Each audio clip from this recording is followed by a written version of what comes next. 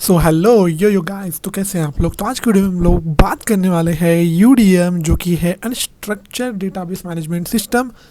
देखो यार, हमको ये जो टॉपिक है ये क्लास में पढ़ाया गया है, बट हमको कुछ ज़्यादा समझा नहीं है। तो जैसे कि हमारी अभी एग्ज़ाम आने वाली है, तो ट्राई करते हैं यहाँ पे सीखने का इससे। तो चलिए शुरू करते हैं। तो no SQL database, no SQL database, तो ये होता क्या है। जैसे कि यार एसक्यूएल डेटाबेस जो कि आपने डीबीएमएस में पढ़ा होगा, स्ट्रक्चर क्वेरी लैंग्वेज पे बेस ये डेटाबेस है। डीबीएमएस इसे रिलेशनल डेटाबेस भी कहा जाता है। जनरली इसमें जो डेटा होता है वो हम स्टोर करते हैं टेबल लाइक फॉर्मेट में। बट इन द सेंस ये नो एसक्यूएल है, यानी कि यहाँ पर कोई दादागिरी नहीं चलने वाली है। तो टेबल के फॉर्मेट में यहाँ पे डेटा स्टोर ना होकर सिंपली यहाँ पे एक दूसरे फॉर्मेट में डेटा स्टोर कर सकते हैं, जैसे कि बोल सकते हैं एक डॉक्यूमेंट के फॉर्मेट के अंदर। तो अगर हम लोग यहाँ पर बात करें, नो एसक्यूएल का जो डेटाबेस है वो अलग अलग वेराइटीज़ में आता है, उनके अलग अलग मॉडल्स होते हैं। ठीक है, तो सिंपली यार मैं नो एसक्यूएल की बात करूँ ना, तो नो एसक्यूएल एक प्रकार का नॉन टेबुलर डेटाबेस है, जिसको हम लोग नॉन रिलेशनल डेटाबेस भी बोल सकते हैं। इसको कोई भी स्कीमा की गरज नहीं होती है। ठीक है, इसमें कोई स्कीमा की वगैरह कोई मतलब एडवांस में डिसाइड वगैरह करने की कोई गरज नहीं होती है नो एसक्यूएल में, जो कि है अनस्ट्रक्चर्ड डेटाबेस। ठीक है, तो यार इसके जो टाइप्स है वो है एक डॉक्यूमेंट नो एसक्यूएल की वैल्यू वाला, एक वाइड कॉलम वाला है और एक ग्राफ वाला है। ठीक है, तो इनमें फ्लेक्सिबल स्कीमा की हमें जो अवेलेबिलिटी है वो प्रोवाइड की जाती है, और हम लोग अपने हिसाब से स्केलेबल कर सकते हैं, अपने हिसाब से डेटा को ऐड कर सकते हैं, लार्ज डेटा को और यूज़र के लोड को भी। देखो यार होता क्या है, जो हमारा सादा डीबीएमएस है जो रिलेशनल डेटाबेस के फॉर्मेट में होता है, उसमें अगर कोई डेटा भर जाए तो हम उसको दूसरे सर्वर में ट्रांसफ़र नहीं कर सकते। बट इसमें हमको एक मिल जाती है स्केलेबिलिटी, जितना चाहे उतने हम लोग सर्वर ऐड कर सकते हैं हमारे इसमें, और उतना डेटा को हम लोग स्टोरेज कैपेसिटी जो है बढ़ा सकते हैं, जो जिससे कि हमारी स्टोरेज कॉस्ट जो है वो हो जाती है, एक्चुअली कम हो जाती है स्टोरेज कॉस्ट।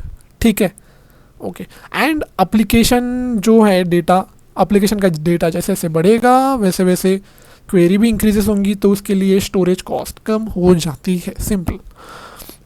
ठीक है, तो इजी तरीके से सिंपल हम लोग डेटा को इसमें हैंडल कर सकते हैं, और यूज़र का जैसे जैसे लोड बढ़ेगा तभी भी हम लोग इजीली हैंडल कर सकते हैं। जबकि ये रिलेशनल डेटाबेस में ये ऐसा नहीं होता है, वहाँ पर डेटा ज़्यादा हो गया तो हम लोग जॉइन करना पड़ता है, यूनियन करना पड़ता है, तो ये बहुत ज़्यादा ओवरहेड हो जाता है। बट यहाँ पे ऐसी कोई दिक्कत नहीं है। तो यहाँ पर डेटा जो होता है अलग अलग शेप एंड साइज़ के फॉर्मेट में होता है। जैसे कि स्ट्रक्चर्ड भी होता है, स्ट्रक्चर्ड फॉर्मेट में यानी कि वेल फॉर्मेट में होता है, रो और कॉलम की। सेमी स्ट्रक्चर्ड होता है, और एक पॉलीमॉर्फिक अलग अलग फॉर्मेट में होता है, जिनको कोई स्कीमा की गरज नहीं होती है। स्टार्टिंग में ही स्कीमा को डिसाइड करना, यानी कि रो और कॉलम को स्टार्टिंग में बनाने की ऐसा कोई गरज नहीं है। ठीक है, तो नो एसक्यूएल हमको ये देता है फैसिलिटी। उसके बाद अगर हम लोग बात करते हैं तो एक तरीके से हम लोग एडवांटेज बोल सकते हैं कि डेवलपर बहुत सारा जो अनस्ट्रक्चर्ड डेटा है उसको इजीली स्टोर कर सकता है, ज़्यादा फ्लेक्सिबिलिटी हमको मिल जाती है मल्टीपल डेटा स्टोर और उसको हैंडल करने की। ठीक है, तो इसी के साथ हम लोग आते हैं अभी नो एसक्यूएल के डेटा फीचर्स पर। यार इसके बहुत सारे कोई यूनिक फीचर्स हैं, तो उसमें से हम लोग कुछ इंपॉर्टेंट फीचर्स को अभी देख लेते हैं। तो पहला है फ्लेक्सिबल स्कीमा। तो यार माफ़ कीजिए मुझे, मैं जो है हेडफोन के माइक से थोड़ा पहली बार वीडियो बना रहा हूँ, तो ये थोड़ा आवाज़ का कम ज़्यादा होगा ही होगा, क्योंकि यार मेरे पास कोई एक्सटर्नल माइक अभी अवेलेबल नहीं है। तो ठीक है, इसी के साथ हम लोग टॉपिक को कंटिन्यू करते हैं। तो फ्लेक्सिबल स्कीमा, तो फ्लेक्सिबल स्कीमा जो होता है उसमें एसक्यूएल डेटाबेस, जैसे कि एसक्यूएल डेटाबेस में होता क्या है, हम लोग स्कीमा को पहले से डिफाइन करते हैं बिफोर इंसर्टिंग डेटा। आप लोग क्रिएट कॉलम वाली जो ये डालते हैं कमांड, कॉलम मतलब सॉरी एक टेबल बनाते हैं, और एक टेबल में फिर वो कॉलम के ये देते हैं, कॉलम आईडी मतलब फर्स्ट नेम लास्ट नेम, तो ऐसा देना पड़ता है यहाँ पे एसक्यूएल में, करना पड़ता है डिक्लेयर। बट जबकि मोंगोडीबी में, नो एसक्यूएल में ऐसी कोई सच ज़रूरत नहीं होती है। मान लो यार आपका एक कलेक्शन है, एक सिंगल एक ही कलेक्शन के अंदर आप अलग अलग प्रकार के डॉक्यूमेंट्स को ऐड कर सकते हो और उनके फील्ड और डेटा टाइप को चाहे अलग हो या ना हो, आप एक सिंगल कलेक्शन के अंदर, कलेक्शन क्या है, डॉक्यूमेंट का जो ग्रुप होता है उसको कलेक्शन बोलते हैं। जैसे कि आप टेबल होता है, रिलेशनल डेटाबेस में होता है टेबल, जहाँ पे रोज होते हैं, जहाँ पर कॉलम्स होते हैं। बट यहाँ पे अगर हम लोग बात करते हैं तो रोज की तरह हम लोग यहाँ पे डॉक्यूमेंट को मान के चलने वाले हैं, और जो कलेक्शन है उसको एज अ टेबल की तरह कंसिडर कीजिए, जस्ट इमेजिन कीजिए। तो यार यहाँ पे मैं अगर बात करूँ तो एक ही कलेक्शन के अंदर हम लोग अलग अलग डॉक्यूमेंट को ऐड कर सकते हैं और उनके फील्ड और डेटा टाइप को अलग हो सकते हैं। जैसे कि मान लीजिए मैंने फर्स्ट नेम लास्ट नेम डाल दिया पहले डॉक्यूमेंट में, देन नेक्स्ट वाले डॉक्यूमेंट में फर्स्ट नेम लास्ट नेम, उसके साथ साथ मैंने फ़ोन नंबर भी ऐड कर दिया, तो विजुअलाइज हो गया ना। मतलब एक कॉलम नहीं ऐड होगी अगर रिलेशनल से कंपेयर करें तो, बट रिलेशनल में ऐसा नहीं होता है, यहाँ पे होता है। तो ये बहुत बड़ा अपने पास प्लस पॉइंट है। तो मतलब हम लोग बोल सकते हैं स्ट्रक्चर को इजीली चेंज यहाँ पर किया जा सकता है, न्यू फील्ड को ऐड करना, पुराने फील्ड को रिमूव करना या नए वैल्यूज़ का टाइप चेंज करना यहाँ पर है पॉसिबल।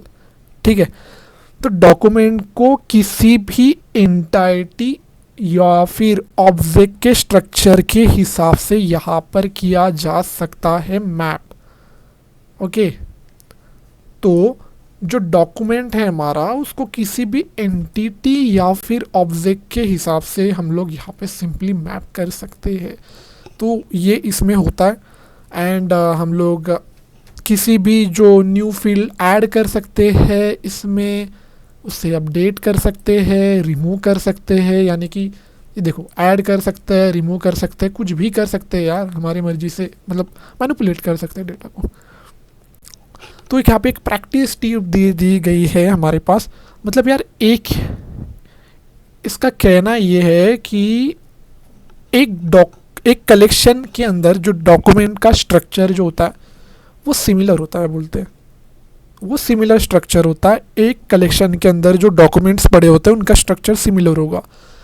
अगर तुमको चाहिए इनमें कंसिस्टेंसी तो तुम रूल अप्लाई करोगे, वैलिडेशन वाला रूल अप्लाई करोगे जस्ट, एंड मतलब जब इंसर्ट करोगे नया डेटा या फिर कोई नया डेटा को अपडेट करोगे तब तुम वैलिडेशन वाला रूल को अप्लाई कर सकते हो इसमें। ठीक है, तो यही हो गया फ्लेक्सिबल स्कीमा, यानी कि हमको एक फ्लेक्सिबल अपॉर्चुनिटी देता है जो रिलेशनल डेटाबेस नहीं दे पाता है। जैसे कि एक ही कलेक्शन के अंदर अलग अलग प्रकार के डॉक्यूमेंट्स ऐड कर सकते हैं जिनके डेटा टाइप और जिनके फील्ड्स अलग अलग होंगे। साथ ही साथ मतलब बोल सकते हैं कि हम लोग अपने हिसाब से एज अ जो डेटाबेस मतलब जो डेटाबेस मैनेज करने वाला जो बंदा होगा वो नए फील्ड ऐड कर सकता है, रिमूव कर सकता है, पहले से बनी हुई फील्ड को चेंज कर सकता है, उसका डेटा टाइप अपने हिसाब से। और यहाँ पर डॉक्यूमेंट को हम लोग किसी भी एंटिटी और ऑब्जेक्ट के साथ यहाँ पर स्ट्रक्चर के हिसाब से मैप कर सकते हैं उनके। साथ ही साथ एक प्रैक्टिस में बोला गया यहाँ पे, मतलब जब प्रैक्टिस करोगे तो यहाँ पर एक टेक्निक मतलब टिप टाइप मान लीजिए, तो एक कलेक्शन के जो डॉक्यूमेंट होता है वो सिमिलर स्ट्रक्चर शेयर करता है, यानी कि सिमिलर स्ट्रक्चर के होते हैं। अगर कंसिस्टेंसी तुमको इसमें भी चाहिए तो हम लोग लगाएंगे, इन्फोर्स करेंगे डॉक्यूमेंट वैलिडेशन रूल को अप्लाई कर सकते हैं during the insertion and update operation के दौरान। ठीक है, अब सेकंड टॉपिक यहाँ पे दिया गया है हॉरिजेंटल स्केलिंग। अब हॉरिजेंटल स्केलिंग होता क्या है? ये स्केलिंग से तुमको समझ में आ चुका होगा कि हम कुछ ना कुछ हार्डवेयर लगा रहे हैं या निकाल रहे हैं, लगा रहे। स्केल करना, बढ़ा सकते हैं, कम कर सकते हैं, बढ़ा सकते हैं, कम कर सकते हैं। पैसा ज़्यादा होगा तो बढ़ाओ, पैसा कम होगा तो बेच दो। तो यहाँ पर अगर हॉरिजेंटल स्केलिंग की हम लोग बात करते हैं ना, तो मान लो यार, जब तुम्हारा एप्लीकेशन का डेटा या यूज़र का लोड जब तुम्हारा बढ़ने लगेगा, ठीक है, जब तुम्हारा एप्लीकेशन बढ़ेगा, तुम्हारा डेटा बढ़ेगा, तुम्हारा लोड बढ़ेगा डेटा का, ठीक है, तो इसके साथ साथ हम लोग करते हैं हॉरिजेंटल स्केलिंग। जैसे ही मेरा लोड बढ़ जाता है तो मैं एक्चुअल में करता हूँ हॉरिजेंटल स्केलिंग को अप्लाई, जिसमें होता यूँ है कि मैं नए नोड्स को ऐड कर रहा हूँ, यानी कि मैं नए सिस्टम को लगा रहा हूँ पुराने सिस्टम को जिसकी स्टोरेज भर चुकी है, ऐसा विजुअलाइज करके चलते हैं, ठीक है, जिसके कारण लोड शेयर हो जाएगा। ओके, तो रिलेशनल डेटाबेस की अगर हम लोग बात करते हैं तो वहाँ पर ये हॉरिजेंटल स्केलिंग हम नहीं कर सकते हैं। क्यों नहीं कर सकते? वहाँ पे जो डेटा होता है ना, वो टाइटली कपल्ड होता है, बोले तो रो एंड कॉलम के फॉर्मेट में, वो टेबल के फॉर्मेट में होता है, जो कि वो रिलेशन होता है उनके बीच में, टेबल में रो और कॉलम का रिलेशन होता है। और जो क्वेरी में अगर हम लोग डेटा को अगर जोड़ना है, सॉरी, जब हम लोग क्वेरी करते हैं, उसकी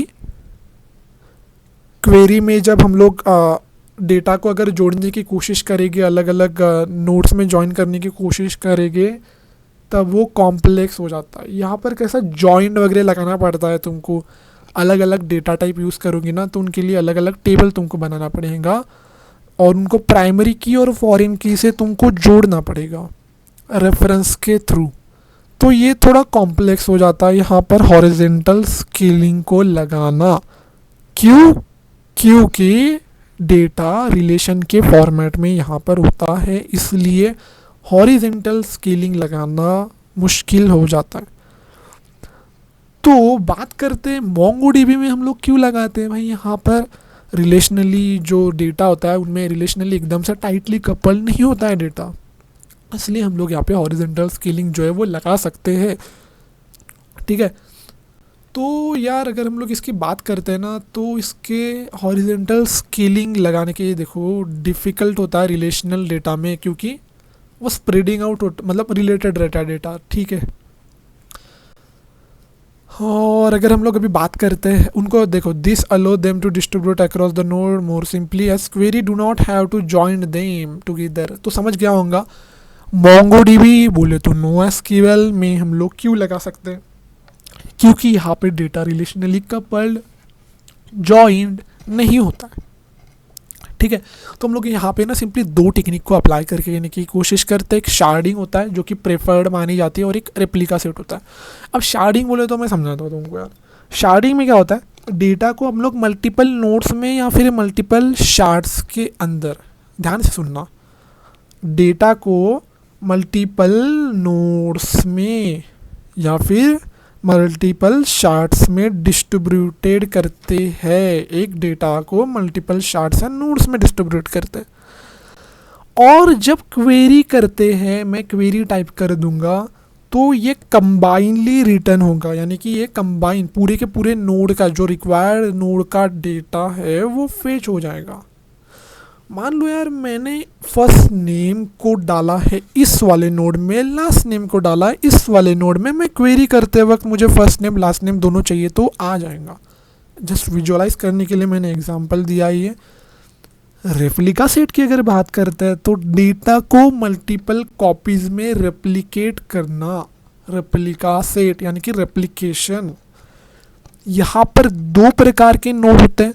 मान लो यार ये मेरा एक पीसी है, ये दूसरा पीसी है, दूसरी नोड है। तो ये प्राइमरी नोड है जिसमें मैं काम कर रहा हूँ, और ये सेकेंडरी नोड है। तो प्राइमरी नोड में मैं मेरा डेटा एडिट कर सकता हूँ, मैं मेरा डेटा एक्चुअली में राइट कर सकता हूँ।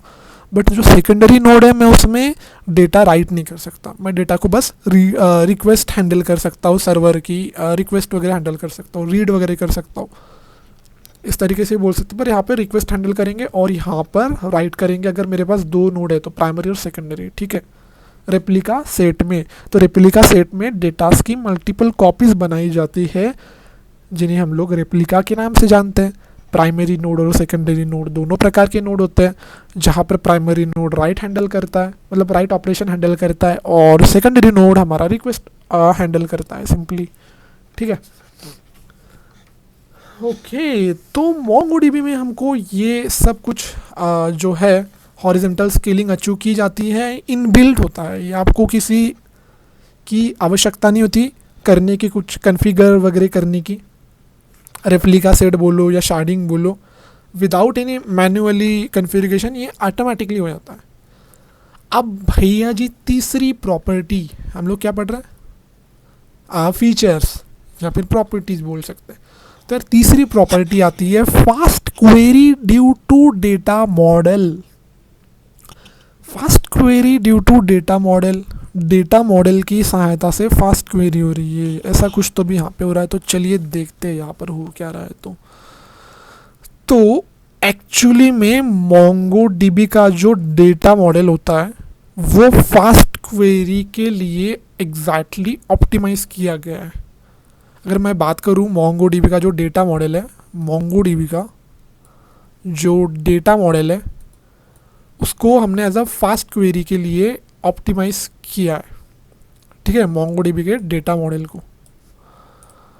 तो एक मिनट, हाँ ठीक है। तो मोंगोडीबी में रिलेटेड डेटा को एक ही डॉक्यूमेंट के अंदर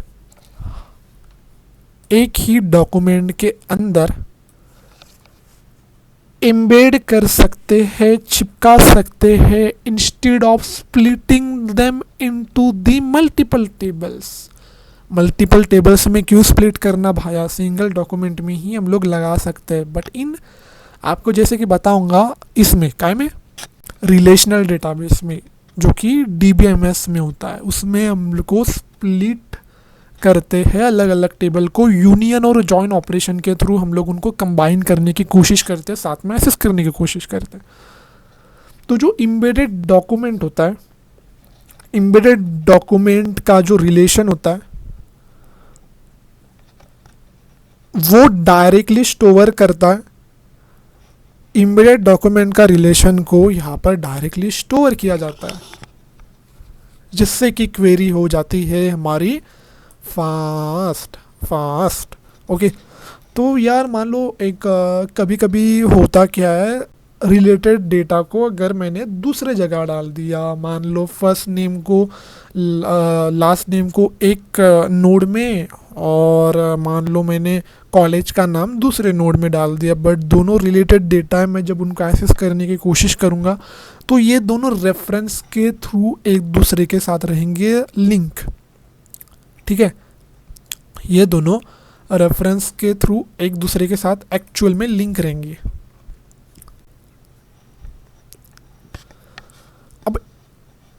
अब यहाँ पर एक कंसेप्ट आता है डीनॉर्मलाइज डेटा मॉडल, और एक आता है यहाँ पर नॉर्मलाइज डेटा मॉडल। ठीक है, तो डीनॉर्मलाइज डेटा मॉडल मतलब अब होता क्या है, देखो यार, मतलब यहाँ पर जो डेटा होता है, ध्यान से समझना, डेटा जो होता है डीनॉर्मलाइज डेटा मॉडल में वो टाइटली कपल्ड होता है, यानी कि उनमें रिलेशनशिप थोड़ी कपल्ड होती है, रिलेशनशिप ज़्यादा टाइटली बाउंड होती है। मान लो यहाँ पर एम्बेडेड फील्ड का हम लोग एक्चुअली में यूज़ करते हैं, जो सारी रिलेटेड इंफॉर्मेशन को एक जगह रखने का प्रयत्न करती है। एम्बेडेड फील्ड में सभी वो रिलेटेड इंफॉर्मेशन होती है, यानी कि एक जगह पूरी की पूरी इंफॉर्मेशन एम्बेडेड फील्ड के अंदर आ गई। ठीक है, और उसको ज़्यादा स्पीड और सिंप्लिसिटी के लिए ये वाला जो मॉडल है हम लोग यूज़ कर सकते हैं, डीनॉर्मलाइज डेटा मॉडल, जहाँ पर डेटा सिंगल फाइल के अंदर ही एम्बेडेड रहता है, यानी कि उसके अंदर ही पूरा डेटा आ जाता है, जिससे कि स्पीड तुम्हारी बढ़ जाएंगी।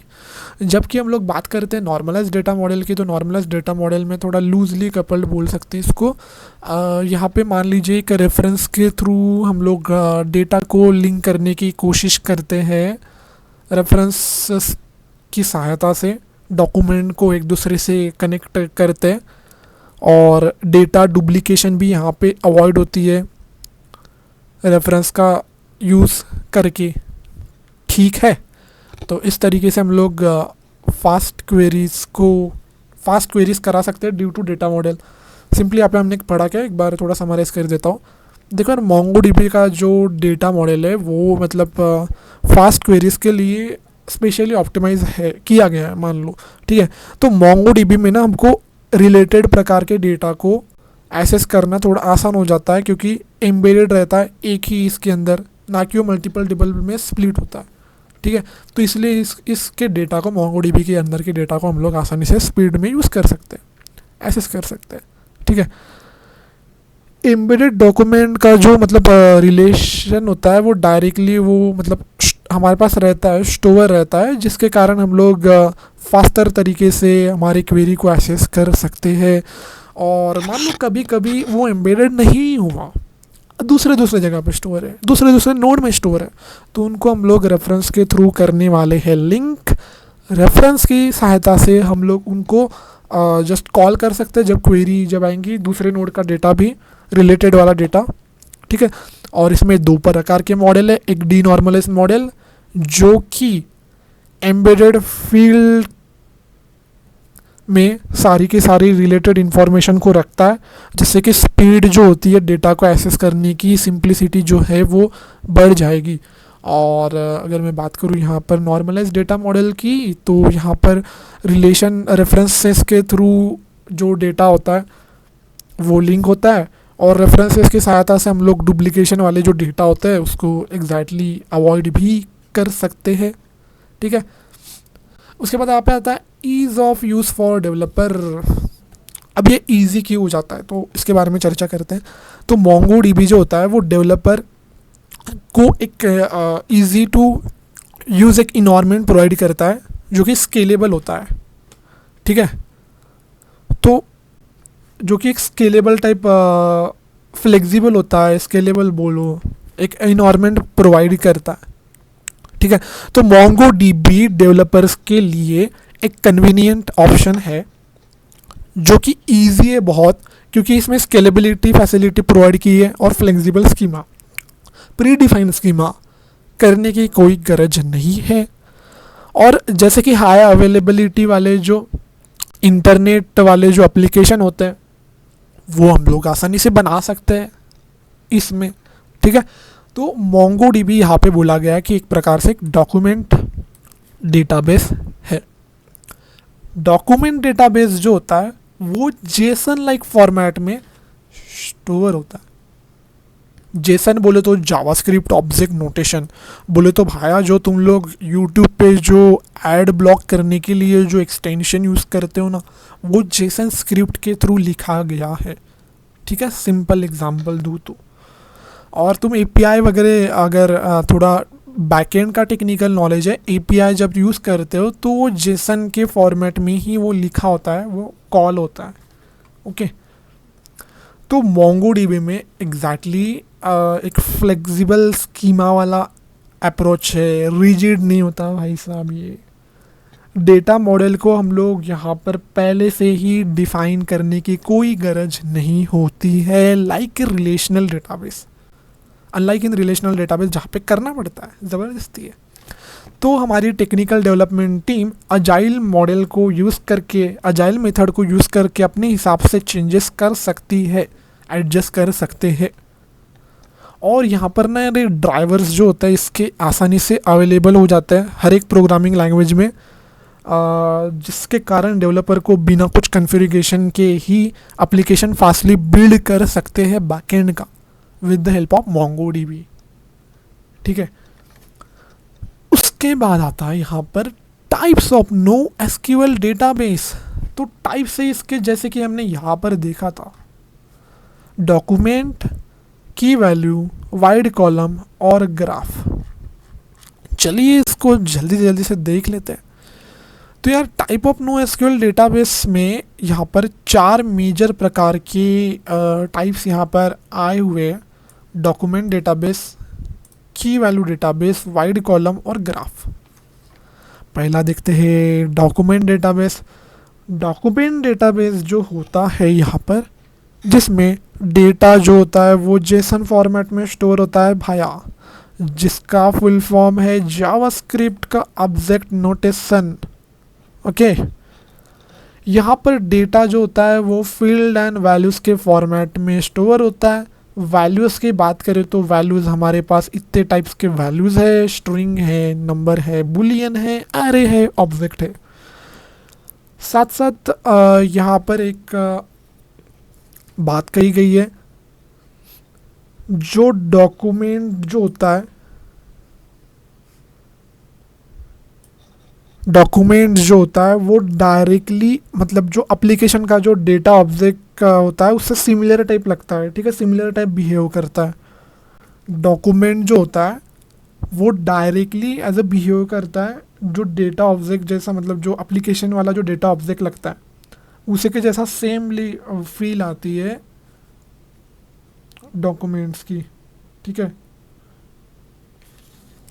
उसके साथ साथ अगर हम लोग यहाँ पे बात करते हैं तो एसक्यूएल में डेटाबेस में एसक्यूएल डेटाबेस की बात करें तो वहाँ पर अलग अलग फॉर्मेट में, एसक्यूएल डेटाबेस में अलग अलग फॉर्मेट में असेंबल और डीअसेंबल करना पड़ता है एप्लीकेशन को और स्टोरेज के बीच में। एसक्यूएल में असेंबल और डीअसेंबल करना पड़ता है एप्लीकेशन और स्टोरेज के बीच में।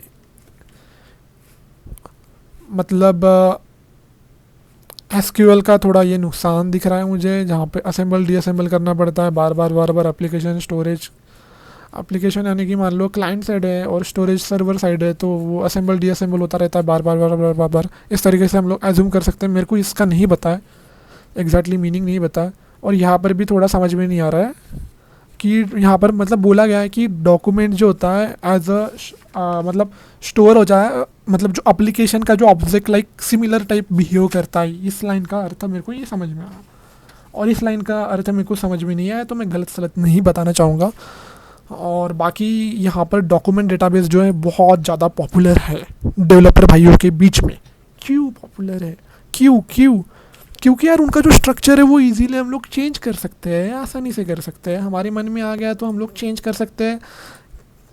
ओके, जैसे जैसे एप्लीकेशन की डिमांड बढ़ती है, ज़रूरत बढ़ती है, मान लो मेरा एप्लीकेशन 500 MB का था, अभी वो गनशीट इम्पैक्ट नाम का गेम है उसके तरह हो गया, अभी वो 4-5 GB का हो गया।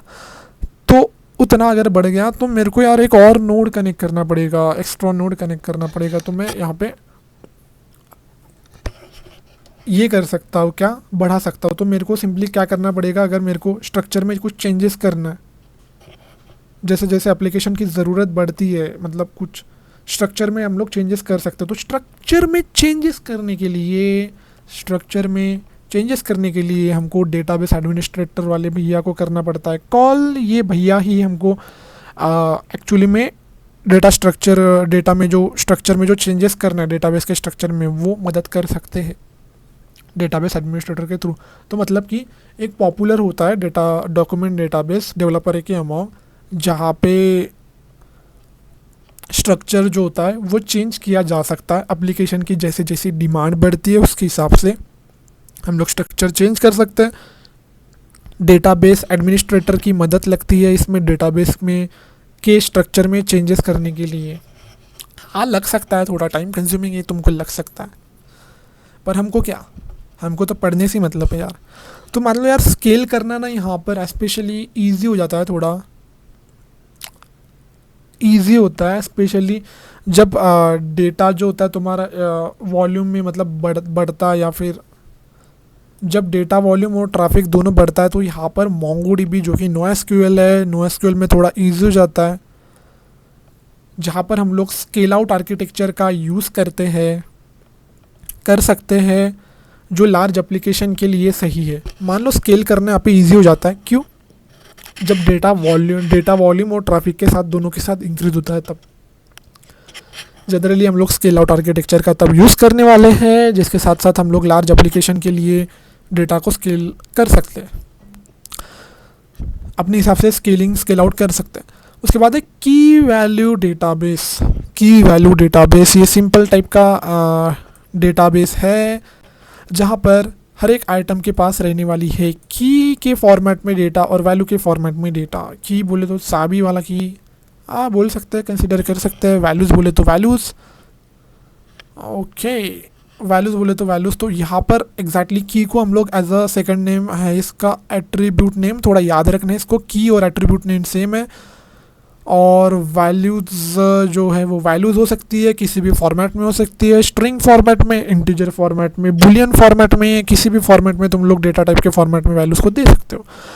ये सिमिलर थोड़ा लगता है हमको अगर आपने डीएसए किया होगा हैश मैप का। वहाँ पर कंसेप्ट होता है जहाँ पे की और वैल्यू के फॉर्मेट में डेटा स्टोर होता है। हैशिंग का ये टाइप है हैश मैप, वहाँ पे डेटा की और उसकी करस्पॉन्डिंग वैल्यू होती है। उसी तरीके से ये सेम है, अगर आपने वो किया होगा तो आपको ये बहुत ज़्यादा इजी लगता होगा। मान लो यार, तो की वैल्यू फॉर्मेट में ये जो है स्टोर होता है और ये थोड़ा बहुत रिलेशनल डेटाबेस जैसा लगता है। क्यों लगता है? क्योंकि यहाँ पे 2 कॉलम के फॉर्मेट में डेटा को सिंपली जो 2 कॉलम होते हैं उनके फॉर्मेट में हम लोग डेटा को स्टोर करते हैं।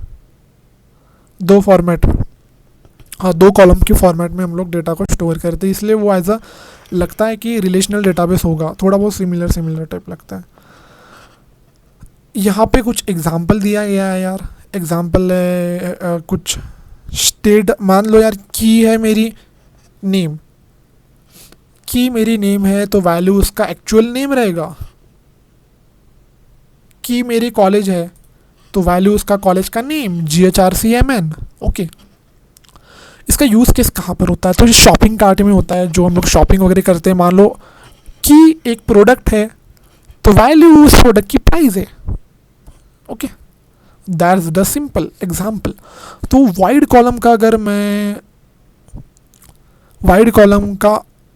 अगर हम लोग यहाँ पर यूज़ करते हैं तो वाइड कॉलम अब होता क्या है? वाइड कॉलम जैसे कि कॉलम से तुमको समझ में आ रहा होगा, कॉलम के फॉर्मेट में डेटा स्टोर हो रहा है।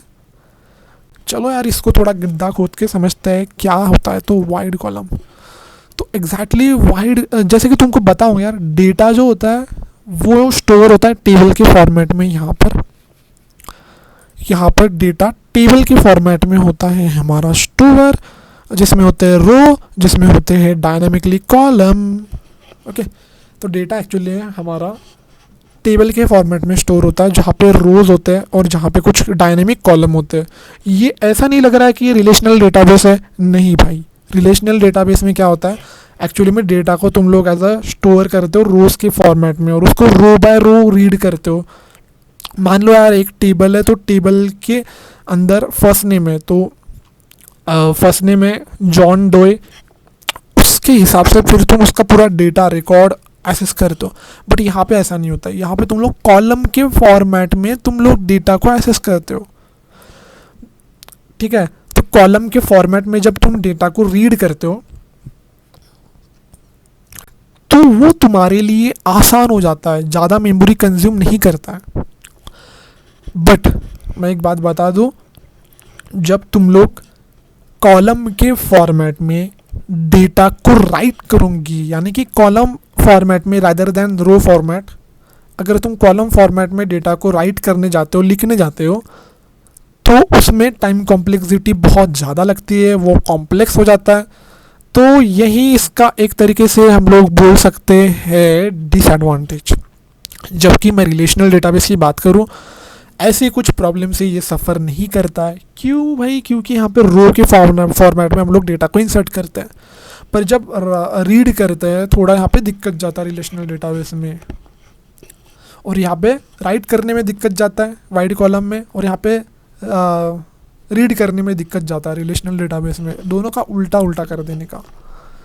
उसके बाद आता है ग्राफ डेटाबेस। ग्राफ डेटाबेस जैसे कि ग्राफ में होते हैं नोड्स और होते हैं एजेस। फिर यार नोड्स के कुछ एग्जांपल दिए हमको, पीपल, प्लेसेस, थिंग्स। नोड्स को एज अ तुम एंटिटी बोल सकते हो, यार ये क्या होगी, एक प्रकार की एंटिटी होगी, पीपल, प्लेस, थिंग्स। एजेस मतलब उनके बीच की रिलेशनशिप्स, उन नोड्स के बीच की रिलेशनशिप्स बोले तो एजेस हम लोग बोल सकते हैं। ठीक है, तो एक्चुअली में होता क्या है, यहाँ पर मेन फोकस रहता है हमारा रिलेशनशिप के ऊपर। रिलेशनशिप जो होता है, कनेक्शन होता है बिटवीन द डेटा, तो वो स्टोर एक्चुअली में किया जाता है। कहाँ स्टोर किया जाता है? वो as a first class element के फॉर्मेट में हम वो स्टोर करते हैं, की तरह स्टोर करते हैं। ठीक है, first class element of the database की तरह हम लोग उसको स्टोर करते हैं। तो एग्जैक्टली ये बला थोड़ा सा रट्टा मारने लायक है। मतलब होता क्या है, ग्राफ में नोड्स एंड एजेस होते हैं। नोड्स को एज हम लोग एंटिटीज़ के नाम से बोल सकते हैं, पीपल, प्लेसेस, थिंग्स। ये क्या हो गई, एक प्रकार की एंटिटी, और उन एंटिटी के बीच में रिलेशनशिप बताने वाला जो बंदा है वो हो गया अपना एजेस। अब यहाँ पर हम लोग फोकस करते हैं रिलेशनशिप बिटवीन डेटा एलिमेंट, जो डेटा एलिमेंट के बीच में जो कनेक्शन होता है, जो मिलाव होता है, उन पर हम लोग फोकस करते हैं और उनको एज हम लोग स्टोर करते हैं as a first class element के फॉर्मेट में। देखो यार, एक्चुअली मैं बता दूँ तो यहाँ पर अब कन्फ्यूजन वाला पार्ट क्या है, ग्राफ डेटाबेस में ये एक तरीके से ऑप्टिमाइज हो जाता है हमारे लिए सर्च करने के लिए भी और कैप्चर करने के लिए भी ऑप्टिमाइज हो जाता है हमारे लिए ग्राफ डेटाबेस। क्यों? क्योंकि यहाँ पर जो डेटा होता है वो सिंगल लाइक डॉक्यूमेंट में एम्बेडेड होता है, और साथ ही साथ हम लोग उनको रेफरेंस के थ्रू आसानी से रिलेशनशिप को एसेस कर सकते हैं। मेन पॉइंट ये है कि रिलेशनशिप को यहाँ पे आसानी से मतलब क्लैरिफाई किया जाता है, यूज़ कर सकते हैं। जबकि हमारा ओवरहेड हो जाता था रिलेशनल डेटाबेस में, वहाँ पे हम लोगों को दो टेबल को एक्सेस करने के लिए प्राइमरी की फॉरेन की का यूज़ करके वो मतलब यार वो रिलेशन करना पड़ता था, और वो जॉइन लगा के उनको कंबाइन करना पड़ता था, या फिर यूनियन लगा के हम लोग उनको शो किया करते थे। तो ऐसे ऐसे फंक्शन करके वो थोड़ा कॉम्प्लेक्स हो जाता था। बट यहाँ पे हमको ग्राफ डेटाबेस में थोड़ा ऑप्टिमाइज अप्रोच मिल जाता है। इसकी भी तो कोई ना कोई लिमिटेशन तो है। देखो यार, जो ग्राफ वाली जो क्वेरीज होती है ना, वो अकेले हम लोग as a real life world में या फिर बिजनेसेस में यूज़ नहीं कर सकते। इसको हम लोग ट्रेडिशनल डेटाबेस के साथ कर देते हैं इंटीग्रेट, और बाद में हम लोग आसानी से यूज़ करते हैं बल्ले बल्ले। इसका यूज़ केसेस क्या है भाई? हम लोग फ्रॉड डिटेक्शन के लिए इसको यूज़ करते हैं, सोशल नेटवर्क्स में यूज़ करते हैं। सोशल नेटवर्क्स में हाँ भाई, फ्रेंड रिक्वेस्ट वगैरह सजेशन आते हैं, उसके लिए नॉलेज ग्राफ्स के लिए भी इसका इस्तेमाल किया जाता है। फ्रॉड डिटेक्शन यानी कि मतलब साइबर वगैरह में, साइबर सिक्योरिटी में इसका यूज़ किया जाता है। आई होप सो गाइज आपको ये समझ चुका होगा। इसको एक बार हम लोग सिंप्लीफाई कर लेते हैं। तो no SQL database, not only SQL, जो कि एसक्यूएल बंदी को भाव नहीं देता है। सिंपली यहाँ पर डेटा टेबल के फॉर्मेट में ना होकर स्कीमा लेस फॉर्मेट में होता है। ठीक है, यहाँ पर अलग अलग शेप्स के फॉर्मेट में डेटा हो सकता है, स्ट्रक्चर, सेमी स्ट्रक्चर, पॉलीमॉर्फिक। उसके बाद उसके फीचर्स आते हैं। फ्लेक्सिबल स्कीमा मतलब फ्लेक्सिबल होता है। फ्लेक्सिबल स्कीमा मतलब यानी कि हमको एक फ्लेक्सिबल इन्वायरमेंट प्रोवाइड करता है, जहाँ पे टेबल के फॉर्मेट में हमको स्टोर करने की गरज नहीं होती है, पहले से स्कीमा डिक्लेयर करने की गरज नहीं होती है डेटा डालने से पहले। जबकि एसक्यूएल में करना पड़ता है, ये सब डिफाइन करना पड़ता है पहले से ही। तो एक कलेक्शन के अंदर, सिंगल कलेक्शन के अंदर अलग अलग प्रकार के डॉक्यूमेंट, उनके डिफरेंट टाइप्स हो सकते हैं। ठीक है, तो यानी कि हम लोग स्ट्रक्चर को अपने हिसाब से चेंज कर सकते हैं, और न्यू फील्ड को ऐड, रिमूव, अपडेट, मैनिपुलेट अपने हिसाब से कर सकते हैं।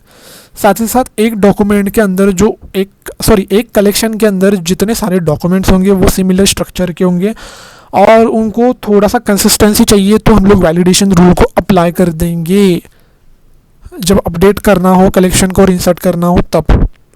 हॉरिजॉन्टल स्केलिंग, ज़्यादा लोड बढ़ गया तो लगा दो यार दूसरी नोड। सिंपली एप्लीकेशन जैसे जैसे बढ़ेगा उतना उतना डेटा की नीड बढ़ेगी, उसके लिए कुछ पैसा तो चाहिए ही। तो पैसा बताने के लिए हम लोग यूज़ करते हैं horizontal scaling. No SQL database में आप फीचर है ये। तो हम लोग एक एक्स्ट्रा पीसी या फिर एक्स्ट्रा सर्वर लगा देते हैं, स्टोरेज डिस्क का खर्चा बच जाता है हमारा। यस, तो यहाँ पे हम लोग खर्चा बचा देते हैं हमारा, और यहाँ पे जैसे कि आपको बताऊंगा, ये रिलेशनल डेटाबेस में मैं नहीं लगा सकता हॉरिजॉन्टल स्केलिंग, क्योंकि वहाँ पे रिलेशन होते हैं, रिलेशन में डेटा होता है रोज़ और कॉलम के बीच में, तो वहाँ पे थोड़ा कॉम्प्लेक्स जाता है, जबकि यहाँ पे थोड़ा इजी होता है। इसके है दो टेक्निक्स है बोले तो, शार्डिंग है और एक रेप्लिका सेट है। रेप्लिका सेट की बात करूँ तो मल्टीपल कॉपीज़ होना, और वो मल्टीपल कॉपीज़ में भी दो प्रकार के नोड्स पर चलाते हैं, एक प्राइमरी नोड एक secondary node. Primary node right करने का काम करेगा, और सेकेंडरी वाली जो नोड है वो सर्वर पर रिक्वेस्ट हैंडल करेंगी या फिर रीड करने का काम करेंगे, रिस्पॉन्सेस को वगैरह। और शार्डिंग में हम लोग क्या करते हैं, डेटा को मल्टीपल शार्ड्स या फिर नोड्स में डिवाइड किया जाता है, डिस्ट्रीब्यूट किया जाता है, और क्वेरी के वक्त, क्वेरी जब हम लिखेंगे उनके वक्त उन शार्ड्स किए हुए डेटा को एक साथ बुला सकते हैं हम लोग। ठीक है, ये होता है हॉरिजॉन्टल स्केलिंग। तो मोंगो डीबी में ये सब कुछ ज़्यादा हेक्टिक नहीं होता है, सब कुछ इनबिल्ड होता है। उसके साथ साथ फास्ट क्वेरी की बात की जाए तो फास्ट क्वेरी क्यों, यहाँ पे डेटा मॉडल इतने ऑप्टिमाइज होते हैं कि जहाँ पे फास्ट क्वेरीज के लिए यहाँ पे बहुत ज़्यादा ऑप्टिमाइज किया गया है। ओके, सिमिलर काइंड के डेटा को एक ही डॉक्यूमेंट के अंदर ये करते हैं, एम्बेडेड कर देते हैं, ना कि स्प्लिट अप करते हैं, चूतियागिरी नहीं करते हैं हम लोग रिलेशनल डेटाबेस के जैसे। तो कभी कभी मान लो यार अगर कर भी ली तो क्या भाई, हमारे पास तो रेफरेंसेस है, हम लोग रेफरेंसेस के थ्रू उनको कर देंगे लिंक रिलेटेड डेटा को। और दो प्रकार के मॉडल आ जाते हैं यहाँ पे, डी नॉर्मलाइज मॉडल आ जाता है और एक आ जाता है यहाँ पे normalize data model. Denormalize data model जो होता है वहाँ पे हम लोग एक्चुअली में करते क्या है, एम्बेडेड फील्ड का यूज़ करके रिलेटेड इन्फॉर्मेशन को भर लेते हैं एक साथ, जिससे कि एक साथ भर लिया तो फिर उनको जब हम लोग फेच करेंगे, रिट्राइव करेंगे, यूज़ करने की कोशिश करेंगे, आवाज़ देंगे उनको, हेलो कहाँ पे हो सब लोग, तो एक साथ हम लोग उनको बुला सकते हैं भाई। एम्बेडेड फील्ड के अंदर रिलेटेड इन्फॉर्मेशन होंगी तो जब क्वेरी के थ्रू कॉल करेंगे तब। उसके साथ साथ अगर मैं नॉर्मलाइज डेटा मॉडल की बात करूँ तो यहाँ पे रेफरेंसेस के थ्रू डेटा लिंक होता है, जहाँ पे डुप्लीकेशन डेटा अलाउ नहीं होता है रेफरेंसेस की वजह से। तो ये फ़ायदा हो जाता है, ईजी हो जाता है डेवलपर के लिए, क्योंकि अपने हिसाब से वो लोग स्केलेबल कर सकते हैं और हाईली अवेलेबल जो डिमांडेड एप्लीकेशन होते हैं इंटरनेट पे उनको भी अपने हिसाब से काढ़ा कर सकता है। मोंगोडीबी जो होता है एक तरीके से डॉक्यूमेंट डेटाबेस होता है, जो कि जेसन लाइक फॉर्मेट में स्टोर किया जाता है, जेसन लाइक स्ट्रक्चर में स्टोर किया जाता है। जेसन बोले तो वही एक्सटेंशन जिससे तुम लोग यूट्यूब की एडिट्स वगैरह ब्लॉक करते हो, स्क्रिप्ट्स से जो बनी होती है एक्सटेंशन, वो इसी जेसन लैंग्वेज का यूज़ करके बनाया जाता है।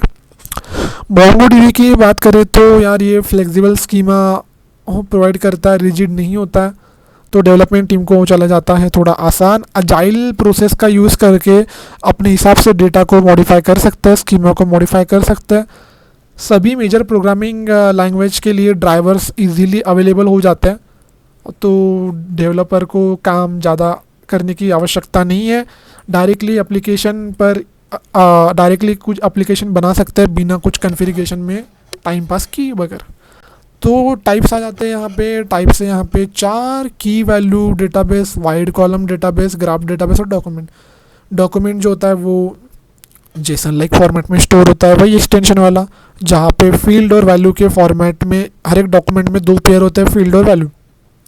वैल्यूज़ जो होते हैं उनके डेटा टाइप्स है string, number, Boolean, arrays, object.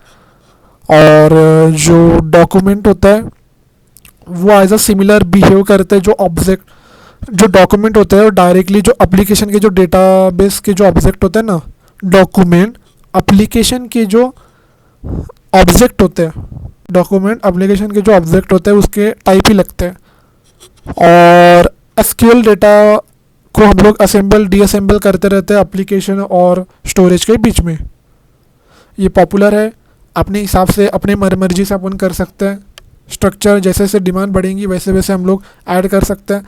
Database administrator भैया को हमको बुलाना पड़ेगा हेल्प करने के लिए, डेटा का स्ट्रक्चर चेंज करने के लिए। और अगर ज़्यादा डेटा बढ़ जाता है, ट्रैफिक उनका बढ़ जाता है, तो स्केल आउट आर्किटेक्चर का हम लोग यूज़ करके उसको स्केल कर सकते हैं, बढ़ा सकते हैं।